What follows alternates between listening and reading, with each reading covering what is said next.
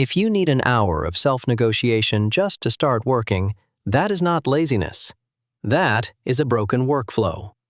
And a lot of people are living inside broken workflows while blaming themselves for the damage. They say, "I procrastinate too much. I can't focus. I never finish what I start. Maybe I'm just lazy." But that label is often lazy thinking. Because if your way of working creates friction at every step, even smart, ambitious people will look inconsistent. If starting feels heavier than it should, focusing feels unstable, and finishing feels rare, that might not be a character flaw. It might be a systems problem. And once you see that, a lot of self-hatred starts to look unnecessary. So don't skip the video. Let's grind with brains. A lot of people genuinely want to do good work. They care. They have goals, they have standards, they want to be focused, disciplined, and productive. But the way they work is chaos. They wake up and check their phone, then messages, then email, then a few tabs, then notes, then another idea, then a task list full of things they already feel behind on, then a quick video, then one interruption, then another, then guilt. By the end of the day, they feel busy but not clear, active but not effective, tired but not satisfied. And after enough days like that, they stop questioning the workflow and start questioning themselves. I'm the problem. But before you call yourself lazy, ask a better question. What if the real issue is that your workflow is making progress harder than it needs to be?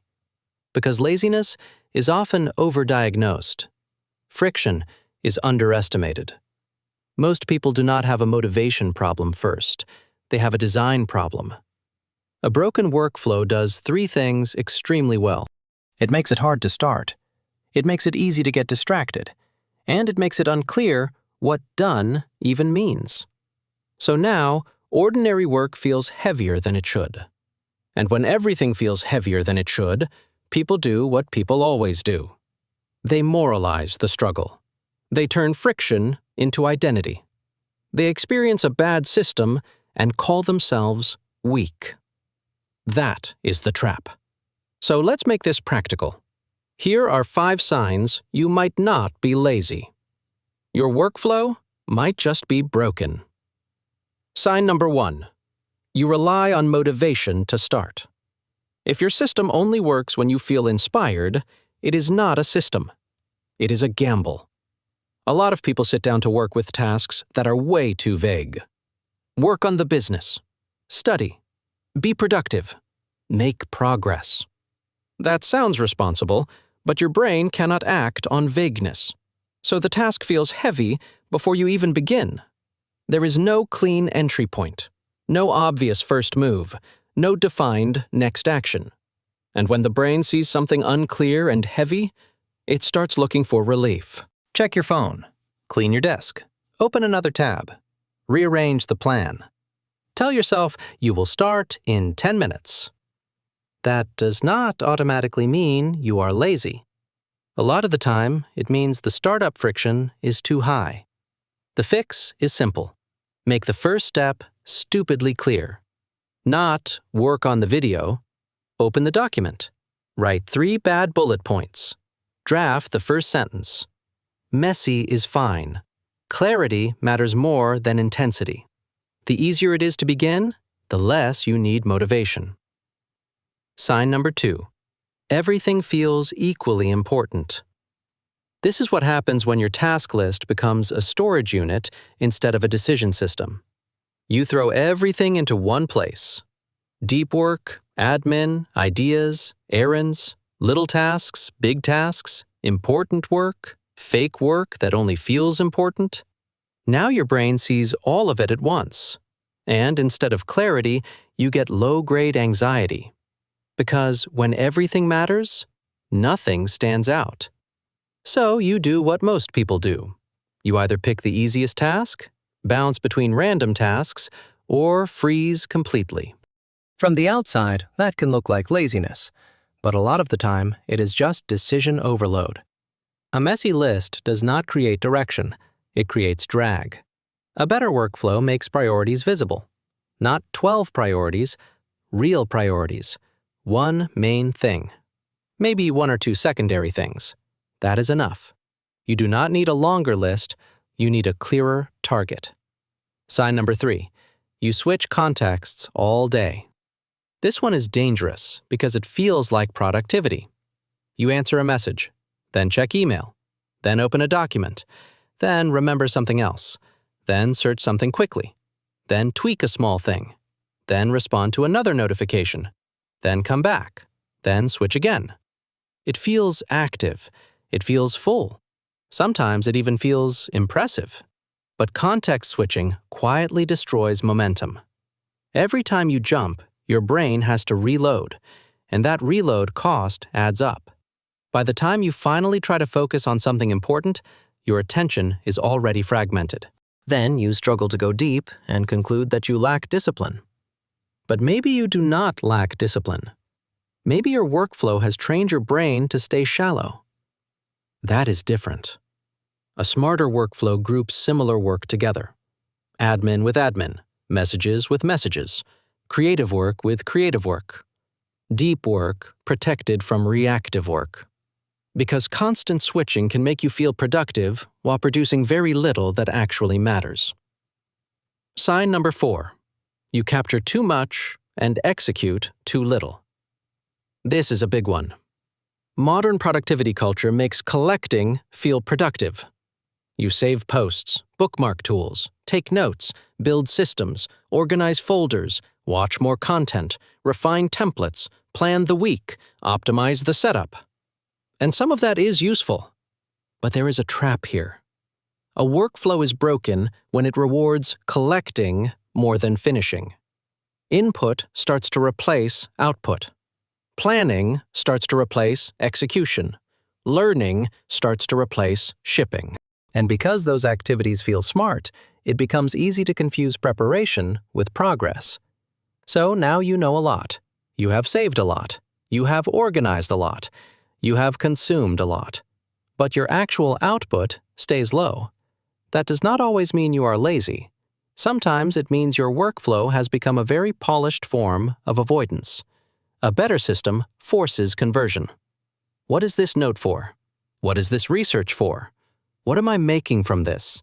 What gets finished, sent, published, or shipped? Because if information never turns into action, it becomes clutter with a professional look. Sign number 5. You do not have a clear definition of done. This quietly ruins more work than people realize. They start tasks without defining completion, so the work keeps expanding. More edits, more tweaks, more second-guessing, more polishing, more reopening, more delay.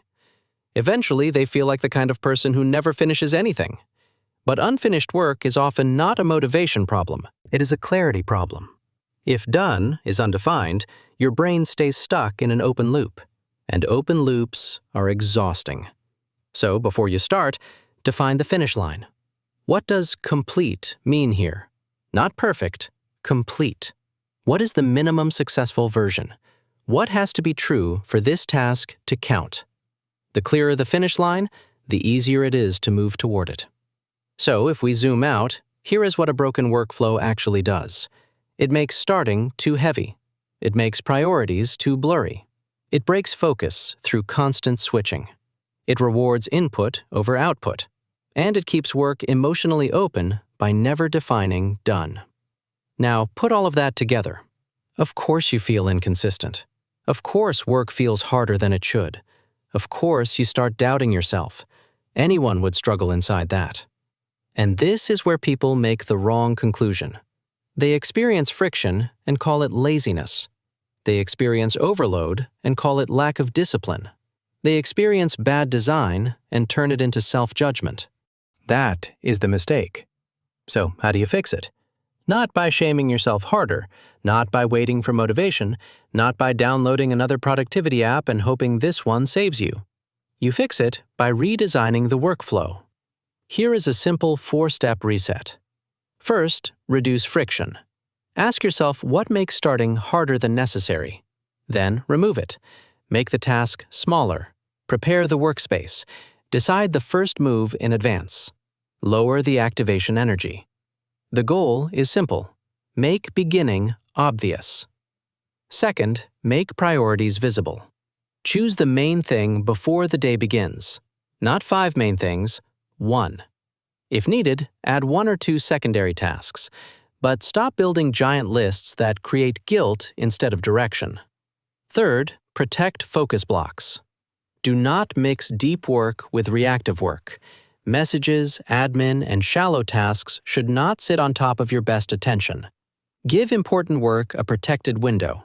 Stay on one kind of work long enough to build momentum. Fourth, define done. Before starting, write the finish line.